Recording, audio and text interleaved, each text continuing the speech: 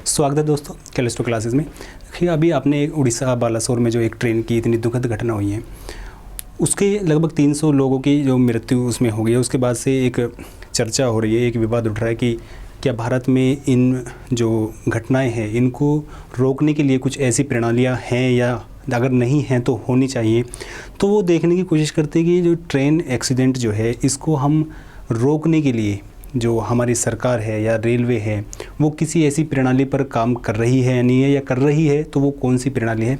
क्योंकि ये एक ऐसी घटना है जो 1981 के बाद जो लगभग जो 1981 के बाद लगभग 35 घटनाएं ऐसी हो चुकी है, लेकिन उसमें जो 3 सबसे डेडलीस्ट घटनाएं हैं, जैसे एक बिहार की है, एक जो बिहार में जो फिरोजाबाद, एक दूसरी जो है एक फिरोजाबाद में शायद फिरोजाबाद की है जिसमें लगभग 358-360 लोगों की मृत्यु हुई। उसके बाद जो सबसे डेडली घटना हुई है वो ये घटना हुई है जो बालासोर में है।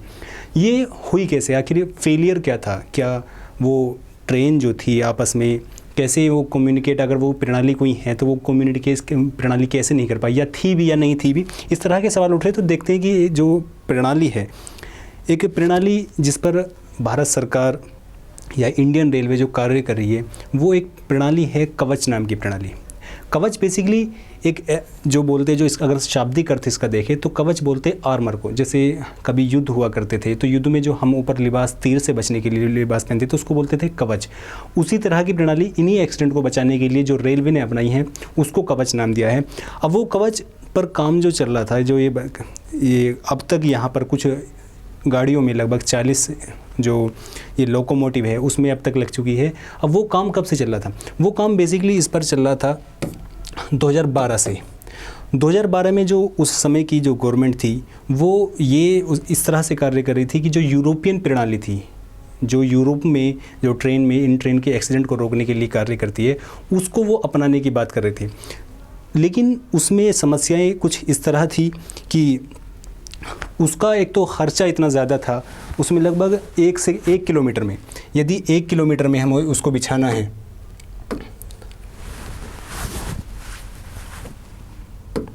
उसमें यदि 1 किलोमीटर की जो पटरी है, जो ट्रैक है, उस 1 किलोमीटर में लगभग 1 से 1.5 करोड़ रुपए का खर्चा आता था। ज़्यादा कॉस्टली थी। और दूसरी जो उसमें जो तकनीकी जो है वो मतलब बहुत ज़्यादा जटिल थी। तो इसलिए जो प्रेजेंट की गवर्नमेंट है 2014 के बाद उसने कोशिश की कि क्यों ना हम एक इस तरह की प्रणाली अपनाएं जो स्वदेशी हो और अफोर्डेबल हो, जो रेल अफोर्ड कर सके। क्योंकि आप जानते हैं कि रेलवे कितनी ज़्यादा घाटे में रहती है कि इतना जो फ़ायदे वाला जो सौदा होता है एक तरीके से वो उसमें नहीं हो पाता है। तो उसने कोशिश की और RDSO जो एक संस्था है, RDSO संस्था ने साथ मिलकर इस पर कार्य किया और एक ऐसी प्रणाली बनाई जिसको कवच नाम दिया गया।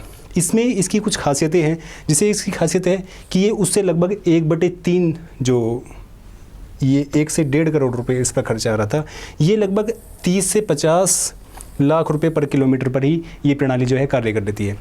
दूसरा, इसमें जो ये प्रणाली है, जैसे वो यूरोपियन जो प्रणाली थी वो बहुत ज़्यादा जटिल थी, लेकिन ये प्रणाली कार्य करने में या जो इसकी जो तकनीकी क्षमताएं हैं वो अच्छी है। लेकिन तकनीकी क्षमताएं अच्छी होने के बावजूद ये जो संचालन है जो इसका वो बहुत ज़्यादा आसान है। ये काम किस तरह करती है, जैसे यदि मैं इस बारे में बात करूं, पहले काम करने से पहले देखते हैं कि आखिर इसकी ज़रूरत जो है, हमें इसकी आवश्यकता जो है किस तरह या किस मौक़ों पर पड़ती है। एक जो रेल में जो दुर्घटनाएं होती है, दुर्घटना होने का जो सबसे बड़े कारणों में से एक, जिसे सबसे ज़्यादा गंभीर माना जाता है, वो होता है SPAD। SPAD को बोलते हैं सिग्नल पास्ड एट डेंजर।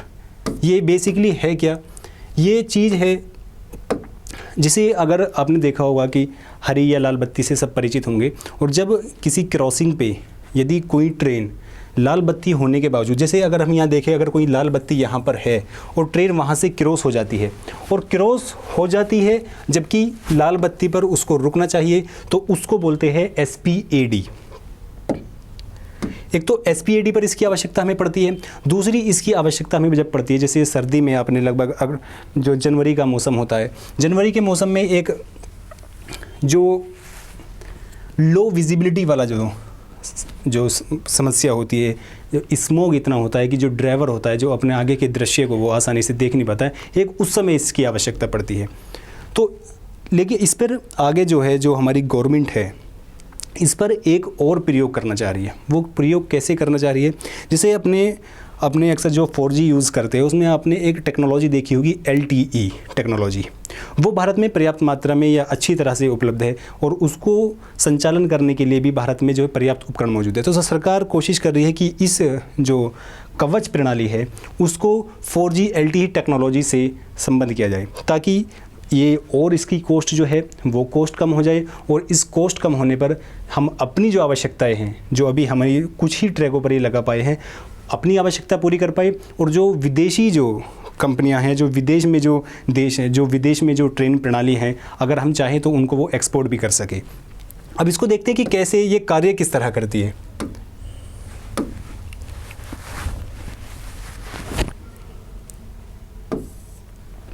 देखिए, ये बेसिकली इसमें जो हमारा ट्रेन जो लोकोमोटिव है जिसको इंजन बोलते हैं और जो ट्रैक होता है, इस पर दो डिवाइस, एक डिवाइस दोनों पर लगी होती है। जैसे एक डिवाइस यहाँ पर लगी है, जैसे ये आ रही है, एक डिवाइस इस पटरी पे है और एक डिवाइस इसमें होगी लगी हुई। अब ये कार्य किस तरह करती है, कैसे ये सूचना देती है, कैसे ये डिटेक्ट करती है कि हमें कब ब्रेक लगनी है या हमें किस तरह से ब्रेक प्रणाली जो है उसको शुरू करनी है। ये कार्य इस तरह करती है। देखिए, जैसे दो ट्रेनें हैं, यदि दो ट्रेनें ये आमने सामने से आ रही है, इस पर क्या लगा है, एक GPS एंटीना इस पर लगा हुआ होता है। जो सामने से गाड़ी आ रही है उस पर भी GPS एंटीना लगा होता है, और GPS एंटीने के साथ साथ जो पटरी है, जो ट्रैक है उसको बोलते हैं, उस पर भी एक डिवाइस लगी होती है।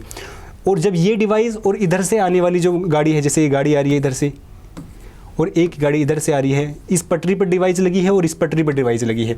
ये डिवाइस जब एक निश्चित दूरी को भापेंगी कि हाँ इस निश्चित दूरी के दौरान कोई दो गाड़ियाँ आमने सामने से आ रही हैं, तो वो सूचनाएं भेजती है इस GPS एंटीने को। इस GPS एंटीने से जो सूचनाएं हैं वो GPS सैटेलाइट पे जाती है। जैसे आप अक्सर मोबाइल में देखते हैं कि लोकेशन हम ट्रेस कर सकते हैं किसी की GPS लोकेशन जो है खुली होने पर, तो वो जो GPS के थ्रू जो सूचनाएं पहुंचती हैं वो रेडियो एंटीने से पहुंचती है, और रेडियो एंटीने से जो ड्राइवर जो होता है, ड्राइवर के पास वो बीप बीप करने लगती है। जब वो बीप करती है तो वो ड्राइवर चाहे अगर वो सचेत अवस्था में है तो वो अपने जो मैनुअली बोलते हैं, मैनुअली वो ब्रेक लगा सकता है। लेकिन यदि वो 1-2 सेकंड के दौरान यदि वो मैनुअली ब्रेक भी नहीं लगा पाता है तो इसमें APS एक सिस्टम होता है। APS को बोलते हैं ऑटोमेटिक प्रेशर सिस्टम।